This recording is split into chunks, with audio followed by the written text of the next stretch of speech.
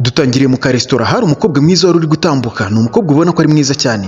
Yaraje ahagarara ahangaha, nuko hanze hari umugore wakinguye imodoka ahita yinjira. Wa mukobwa ni umuseriveri yaraje kwishyuza umukiriya. Ako kanya umukiriya yahise ahaguruka ahisa n'usohotse. Nuko wa mukobwa yaje amukurikiye. Umutipe yaraje ageze ku modoka arakomanga ati Karine kingura imodoka, ati kingura imodoka yanjye. Karine yarahindukira amubwira ati oya, tivuga ngo ni imodoka yacu ahubwo. Nuko wa museriveri yaraje ahita yegera wa musore, arangije ahita amwereka bire, aramubwira ati urishyura amafaranga 25,000. Umutipe yatangiye kwisakasaka, arangije aramubwira ati ikofi yanjye yari iri mu modoka. Yarambwiye ati yari mu modoka. Umuseriveri aramubwira ati aha, ati byanyu n'ubundi turabizi, ati ubwo waje nta gahunda yo kwishyura ufite. Yarambwiye ati hoya buretse gato. Aramubwira ati akira aya mafaranga niyo nari mfite, uyakoreshe wongereho na tipu wari ufite, ndaza kuza kukwishyura amafaranga abura. Buretse kugenda aramuhamagara, yaramubwiye ati buretse gato. Yaramubajije ati ese witwa nde? Umukobwa yaramubwiye ati njye nitwa Sandra, ni umuseriveri wacu. Arangije umutipe aramubwira ati mfite agakarita nari ndi gukina muri tombora, akira urabukambikiye nta kibazo, iyi ni ipari yanjye. Umutipe yaramubwiye ati akira iyi pari yanjye ubuyibitse. Ni umutipe wabonaga ko yakundaga gukina beti. Umusore bamwita Clovis. Yaramubwiye ati akira ino pari yanjye ubuyimbikiye nta kibazo, njye ndaza kugaruka uyu munsi nje kukuzanira amafaranga yawe. Amafaranga yawe abura ndaza kuyakuzanira nanyu nsubize ipari yanjye. Ati aricyo bitwaye. Sandra yarabyemeye. Ubwo boss we yarari gusakuza ari kumubwira ati uri gukora icyo aho ngaho. Boss yaraje ahita atangira gutonganya Sandra, aramubwira ati ese uba waje hano mu kazi ufite gahunda? Sandra yaramubwiye ati umukiriya yari yabuze amafaranga yo kwishyura, nari ndi kumwishyuza. Ati nta kibazo rwose, njye nari ndi kumwishyuza. Ati ese hari ikibazo na kimwe ubonye? Boss yaramubwiye ati ubu uri kwica akazi buri gihe. Ati si ubwa mbere wica akazi, ati njye nzanakwirukana. Ako kanya yaramubwiye ati injira ujye mu kazi none ahangaha, ariko umenye ko ubutaha niwongera njye nzanakwirukana, wicara ubizi. Boss yasigaye yigaragambya. Tugaruka hano hanze kuri Clovis. Clovis yari arimo gutambuka ahantu hameze nko muri car park.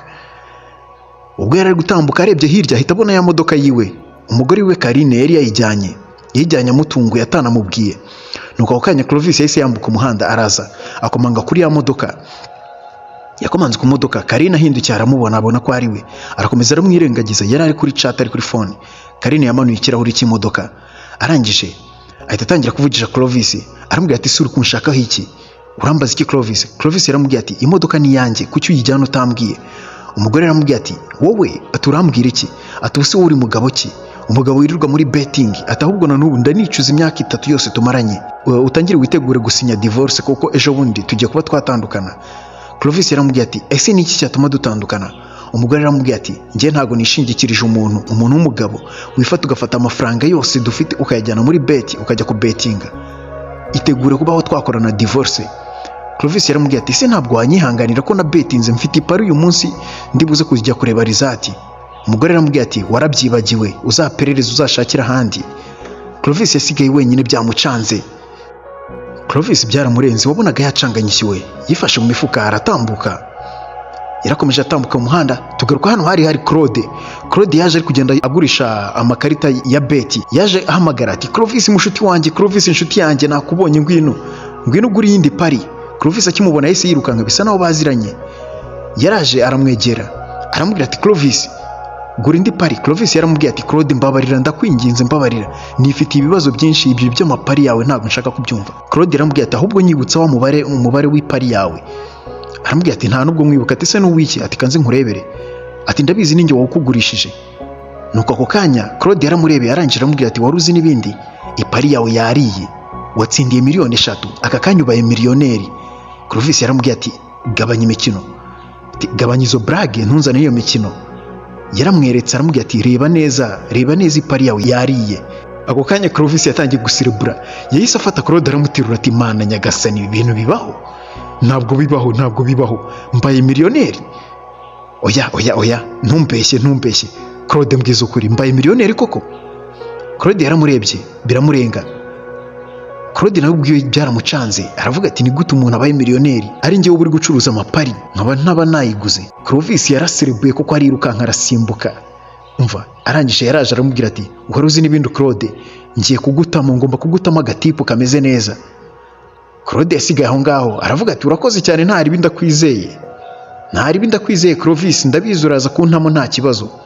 Clovis yagiye aserebura, agenda abyina inzira yose, mbaye miliyoneri, igihe nahereye, igihe na betingi mbaye miliyoneri, yaraserebuye Clovis yaraserebuye cyane. Arangije arebye hirya ku ruhande yagiye kubona abona Karine ni umugore we, yari ari kumwe na Bruno ni boss we ku kazi. Clovis yahise aza arabegera, arangije ahita aza abwira Karine ati se Karine, ni gute wifata mu masegonda abiri ngo nuko ntafite amafaranga ugahita ujyana na Bruno? Ni gute usohokana na boss wanjye?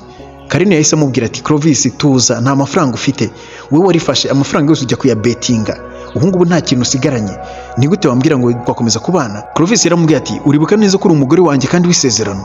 Karine yaramubwiye ati ibyo byibagirwe, ibyo ngibyo ni ibintu byanditse gusa mu mpapuro twasinyiye, aka kanya dushatse twanabisinyura sha, wimbwira byinshi. Yaramubwiye ati genda shamva imbere. Aho kanya Karine yahise afata Bruno bahita barakomeza barisohokanira. Clovis yasigaye aho ngaho byamurenze. Tugaruka ahangaha kuri restaurant. Sandra yari ari mu kazi, boss we yari ari ahangaha ari gukora amaraporo. Aho hirya Clovis yaraje agaruka kuri ya restaurant, yaragarutse atangira kuvugisha Sandra, aza kumubwira ibyamubayeho. Aramubwira ati uyu munsi natembereye nagenze ahantu henshi, gusa wihangane ku madeni nabasigayemo uyu munsi.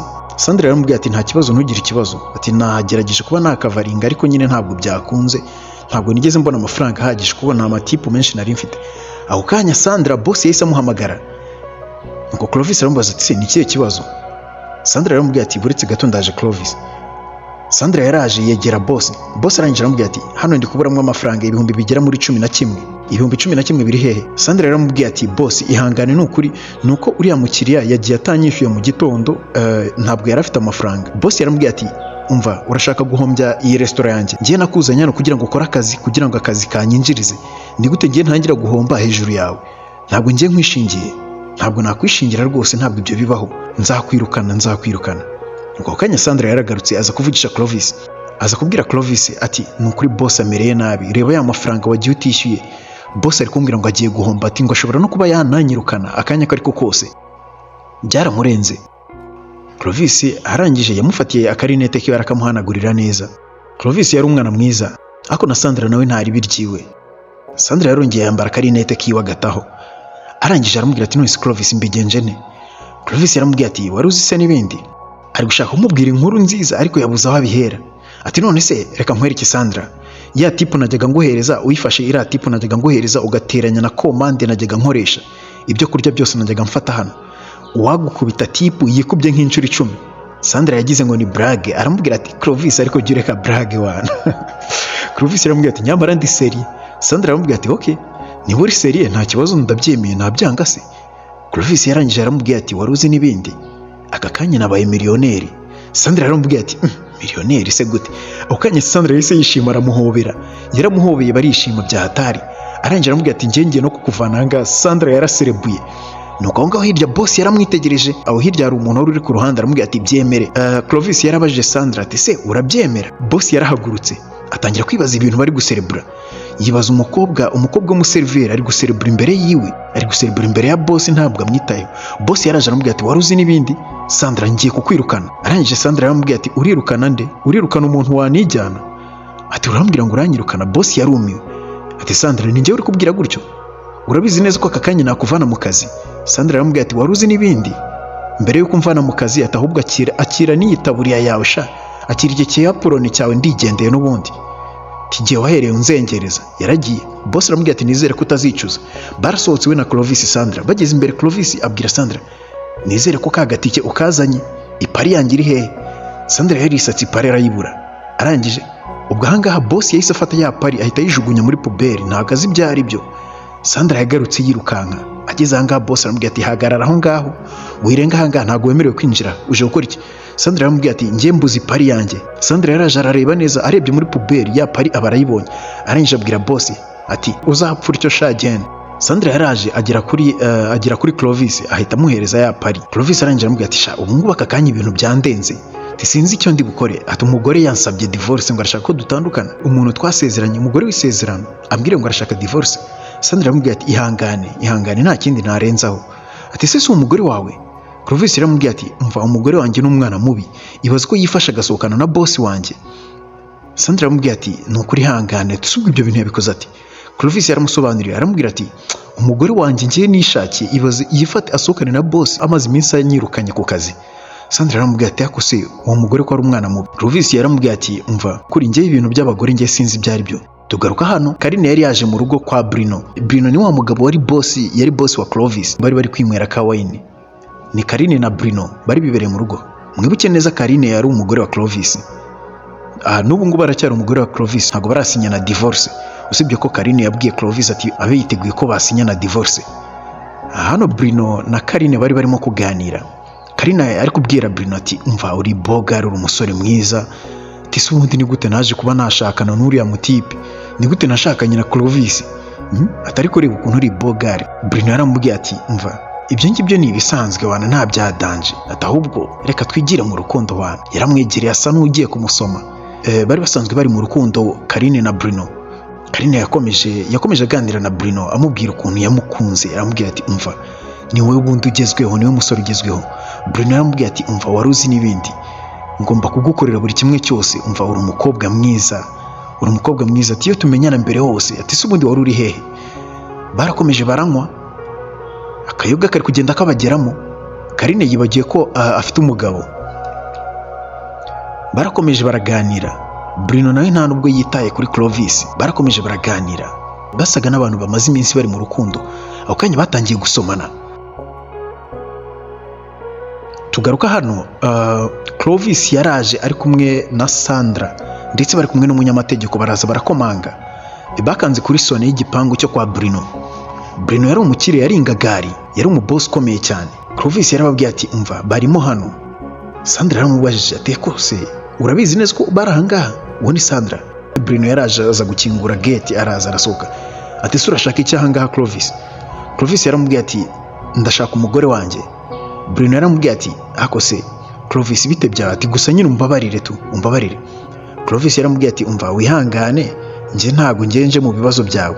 Sinitaye kuba uri kumwe n'umugore wanjye, ibyo ngibyo simbyitayeho, ahubwo ndashaka kumuvugisha. Ati hari ibintu yambwiye bijyanye na divorce, nibyo nshaka kuba navugana nawe. Ako kanya Bruno yahise ahamagara Carine. Carine yaraje. Nuko Carine ageze aho ngaho yaje afite ubwoba bwinshi cyane, asa n'uwamwaye, atangiye kwisobanura. Clovis yaramubwiye ati umva ihangane tuza nta kibazo, we ntugire ikibazo. Njye urabona aka kanya ndi kumwe n'umunyamategeko, wambwiye ko ushaka divorce. Ngiyi divorce twayizanye. Umunyamategeko yarayimuhaye. Atakira urebe muri divorce yawe ukeneye. Carine yahise agira ubwoba. Ibintu yavuze ari blague. Carine yabivuze yikinira, none bibaye seri. Carine yaramubwiye ati umva niba uzanye divorce nizere ko imodoka ari iyanjye n'inzu ari ibyanjye, iyindi mitungo aba ari ujya watwara. Clovis yaramubwiye ati njye ntugire ikibazo, imitungo yose ushaka uyijyane. Niba ushaka n'imitungo yose twari dufite yose uyijyane, ariko sinyiyi divorce. Si divorce yonyine washakaga? Bruno yaratunguwe yibaza ikintu Clovis yishingikirije yiyemeza gutanga imitungo yose. Bruno yaramubajije ati se urumva ko witeguye kuba watanga imitungo yose? Umunyamategeko yaraje ahita afata agakopi aramubwira ati umva rebamo hano nta kibazo, fata ino kopi ni yawe, yisome neza, kira n'agakaramu ahubwo sinye. Clovis yaramubwiye ati umva twarabanye ariko wanyitwayeho nabi, wigize nabi, nta kibazo njye ndakurikira buri kimwe cyose. Niba ari n'imitungo ushaka uyitware, ngiye kuguhereza amahoro, we na Bruno mugende mwinezeza uko mubishaka. Warifashe uranyanga ngo nuko nta mafaranga mfite? Genda mujyane na Bruno nta kibazo, mujyane na Bruno mujye kubana. Carine yaraje aramubwira ati zana hano. Carine yahise abasinyira. Yarabasinyiye divorce, arangije arayibahereza. Nuko ako kanya Clovis yahise ahoberana na Sandra, arangije ahita abwira Carine ati njye nashaka kubaho mu mahoro. Carine yaramubwiye ati umva mugende mubeho mu mahoro rwose, nakubwira iki? Ati ahubwo nanjye murakoze kumpa amahoro, reka nanjye nigire kuryoshya na Bruno wanjye sha. Ako kanya Carine yahise yinjirana na Bruno mu nzu. Sandra na Clovis basigara hano hanze. Clovis uri kubabonaga asa naho atishimye. Sandra aramubwira ati umva ugomba kwishima, aka kanya tubaye ba miliyoneri. Icyo wari ukeneye amafaranga, ukeneye umugore, ndahari, tugende twikundanira sha. Clovis aramubwira ati se koko warankunze? Sandra aramubwira ati umva nukuri ndagukunda. Umunyamategeko ati umva mbere yuko muvugana ibindi byose mubanze mumbwire amafaranga yanjye sindayabona, ninde uri bumpembe? Baramubwira ati umva ihangane, we ntugire ikibazo, twe turaguhemba amafaranga saa y'iburi wacu, turaba miliyoneri. Baragiye ati ahubwo tugende ahubwo. Bahise bimanukira. Nuko tugaruka kuri Bruno na Carine. Bruno yatangiye kubaza Carine ni gute wafashe uriya mwanzuro kuba wakora divorce? se koko wari wabitekerejeho?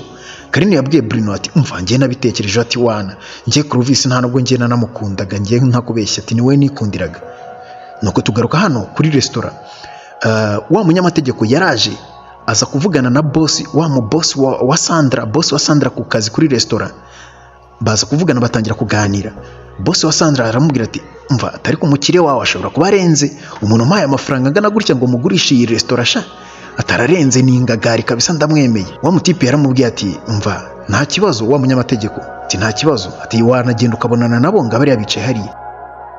Araza ati mabuja muraho neza ati narinje kuba nabasuhuza. Ako kanya Sandra yarahagurutse. Haya basi Sandra yarahagurutse arahindukira aramureba. Boss ahita atinya ahita agira ubwoba, yaratunguye ati oya ntabwo mbyizera neza ni wowe Sandra?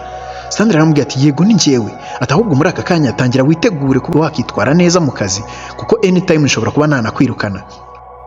Umva akazi kawe ntago nakora akazi kawe nimba ari we boss. Yaramubwiye ati waruzi n'ibindi ubuzima burahinduka isi irahinduka sha. Nuko ako kanya Clovis yarahagurutse yambaye agakote ameze neza, yararyoshye, yari yamaze kuba miliyoneri, umuntu wari utunze miliyoni 3 z'idolari yari yazitsindiye muri loto. Ako kanya we na Sandra batangiye kubiganiraho, couple yacu igiye kuba iya mbere mu gihugu, tugiye kuba twakundana dukorana ubukwe. Clovis yari yishimye cyane, yari yabonye umukunzi mushyashya. Sandra nawe yari yishimye, ahantu yakoraga ari umuseriveri niwe ubaye mabuja waho. Nuko Clovis yaramubwiye ati waruzi n'ibindi se ahubwo reka tugende tujye kwitamo. Nuko barahindukiye babwira wa munyamategeko ati guhera uyu munsi ntabwo ukiri umunyamategeko, iyi restaurant turayigushinze aka kanya restaurant ibaye yawe. Baramuremeye nawe baramuremeye. Duhita tugaruka kuri Claude, yarakomeje agenda agurisha amapari yiwe mu mujyi. Muze mugure muze mu betting. Karine yaturutse aho hirya. Claude yaraje aza kuri Karine aramubwira ati umva Karine waguze ipari. Karine aramubwira ati se ngiye ngura ipari? Claude yaramubwira ati none se umugabo we ntasanzwe agura amapari? Karine yaramubwira ati ibyo se ngiye ndabizi. Claude yabwiye Karine ati ngiye njya ngurisha amapari agomba kurya gusa, amapari yanjye yose aratsinda. Ese ntabwo wari ubizi? Karine yaramubaje ati se ibyo nabibwirwa n'iki, ninde se watsinze muziranye? Claude yaramubwiye ati none se umugabo we ntabwo uzi ko yatsindiye miliyoni 3 z'amadolari? Karine aramubwiye ati miliyoni 3 z'amadolari? Urabeshya, yazitsindiye ryari se? Uravuga Clovis umugabo wanjye? Yaramubwiye ati yego Clovis umugabo wawe. Ati Clovis ejo bundi yatsindiye miliyoni 3. Ati n'ikimenyimenyi yanampaye tipu nziza, ati waruzi n'ibindi twanafatanye selfie. Ati reba, yarafashe yaramwereka ati reba ifoto twafatanye uwo munsi atsindira izo miliyoni. Karine byaramurenze ati mana we ati umugabo wanjye ndaramwanze ngo kubera ko nta mafaranga none burya abaye miliyoneri. Ahise anarusha na Bruno. Mwari muri kumwe na Bozi Amani. Ibuka gukanda subscribe niba utarayikanda, kandi niba wumva ushaka kureba izindi movie reba kuri screen yawe, hano hari izindi filime nziza, kanda kuri iyi ngiyi uri kubona muri screen yawe. Murakoze cyane turabakunda.